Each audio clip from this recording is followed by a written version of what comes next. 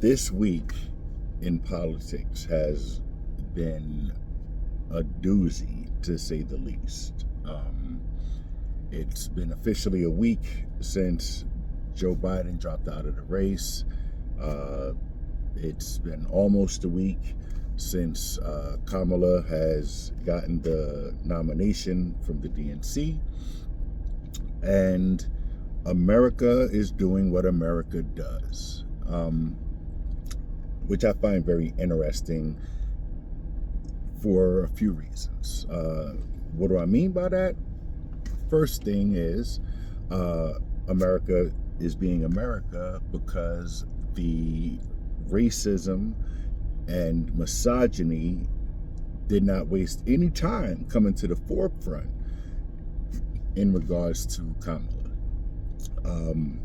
I also think, just for the record, that it is very interesting how we have been concentrating so much over the last couple years about the economy and the state of the economy and how bad the economy is, when in less than a week's time Americans were able to pony up $200 million for Kamala's run. You know what I'm saying? Which is dope for her, but it's very telling, in my opinion, as far as what the actual condition of the economy is versus what people's perception of it is. And I think that it also lends itself to say that a lot of our opinions about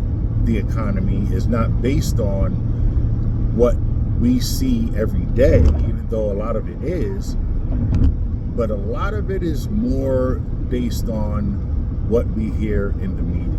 Like, yeah, gas is crazy expensive, milk was wild for a minute, eggs was wild for a minute, but the reality is, obviously, that even if the economy isn't doing as good as it could be, it is doing way better than we were saying it was. And I think that that is very interesting, and I think that that needs to be part of a conversation at some point.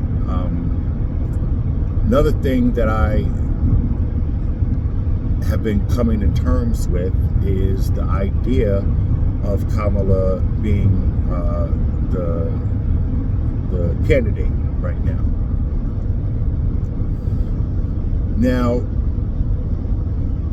I take issue with the way that the whole situation played out. Less of an issue with Kamala, more of an issue with just the way that the system that is in play worked, right? Because if you remember, in 2020, Joe Biden said that he was going to be a one-term bridge president. His job, aside from obviously leading the country, was to prop up a younger candidate for the DNC. Whether that was Kamala or somebody else, I didn't care about. What I knew was what they said, and that's what I signed up for when I voted for Biden. When I loaned my support to Biden in 2020, it was under the impression, or I was under the impression, that it was going to be for one term. Then they give us him for this election cycle, and I finally get to wrap my head around that concept, which I was obviously highly agitated about, just for him to shit his pants in a debate, so much so that the attention was taken off of the fact that Trump didn't answer a single question, honestly, during the debate, because we were concentrating so much on this old, feeble sounding guy that was talking. After that happens, now the country sees it for what it is, and they don't have the confidence. So then the DNC decides to get off of its ass, but not really. They gave Kamala the fucking scraps, which is my problem. Whether you love or hate her, she was not given the opportunity to earn this nomination that she got. She didn't earn it. And that's what my problem is. But of course, I can't really even mentally deal with that issue because almost immediately the racism and the misogyny comes out to play in full force. And this has been my problem with politics for the last few years.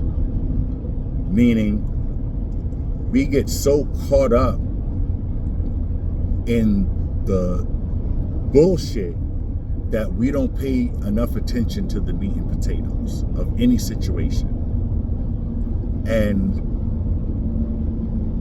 I thought that we were all tired of it collectively, and we're going to put the pressure on the powers that be to stop putting us in that position.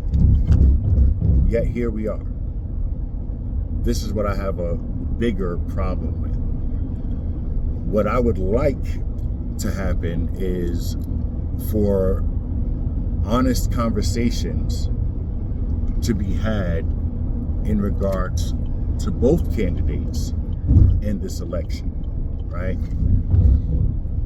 I understand that, especially right now for the Jewish population, this election in America is really a single issue election. I totally understand that. You have to understand that I am never in a position where it is a single issue election, right? I am a black man living in America. I experience racism regularly, real racism regularly, right? Not the idea of the system holding me down. I'm talking about people calling me a nigger to my face with the hard ER. You understand? So let's not act like racism is dead or it's not a prevalent issue, right? On top of that, my family is Jewish. My wife is Jewish. My sons are Jewish. My sons are also black. One of my sons also has an invisible disability. So things like policing are a real issue for me as a black man and as a father of young black men, right? Because one of the things that the Republicans want to do is replace or give police total immunity from prosecution. Just to put it in perspective, if you know anything about the Sonia Massey situation, that guy would not have gotten arrested. He would still be a cop. We have to have a conversation about that, right?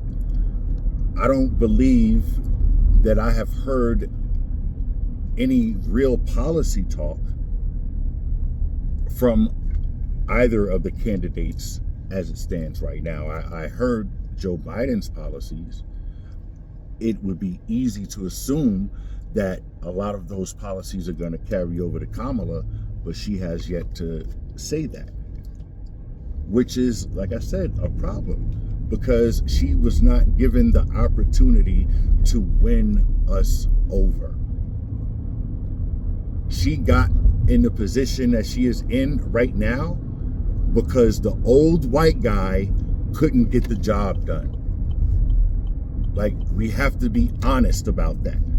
It's not about her being a woman. It's not about her being black. It's not about her being black and, okay? She is only in the position that she is in right now because the old man couldn't pull it off. Period. That should be a problem for us all, Republican, Democrats, or independents like myself. And it appears that there are way fewer people critically thinking about these types of things. And that is problematic. So I am offering my page to open up these conversations so that we can at least vote with some sort of knowledge or education as to who it is that we're voting for, not just the person or the personality, but the policy. I've heard a few people make mention that we are not electing a friend, so to speak, and I'm paraphrasing. And while I agree with that, we are electing a representative of ourselves. And whoever that is has to reach a certain standard, I would say. I would imagine that would be the case for us all. So whether it's Trump or Kamala, whoever is in that seat needs to be a proper representation of the country. And to be perfectly honest, even though I feel that she has a way better chance at winning than Biden did, I don't think that she's going to win. And I think what that says about us as a country is a problem. Because what that says is that we are a country that bases our emotion on retribution. We are a country that will put morality to the side or look away from certain things. And that's fine if that's what we're going to be all the time to the world. But while we are fake policing the planet, right, and entering into different conflicts, whether it's with allies or not, and we are holding ourselves so high above all of these other places, we have to actually be that outwardly. And to be perfectly honest, I don't think either one of the candidates represent that, but I think that there's only one who could at least fake it, and that's Kamala. That, unfortunately for me at this particular time, is not enough to guarantee my vote. I don't really have a choice in the matter. I am going to vote. I just really don't feel comfortable with the choices that I have. And I'm interested in knowing if you guys are, and if so, why? Right? So I know this is like super long-winded, but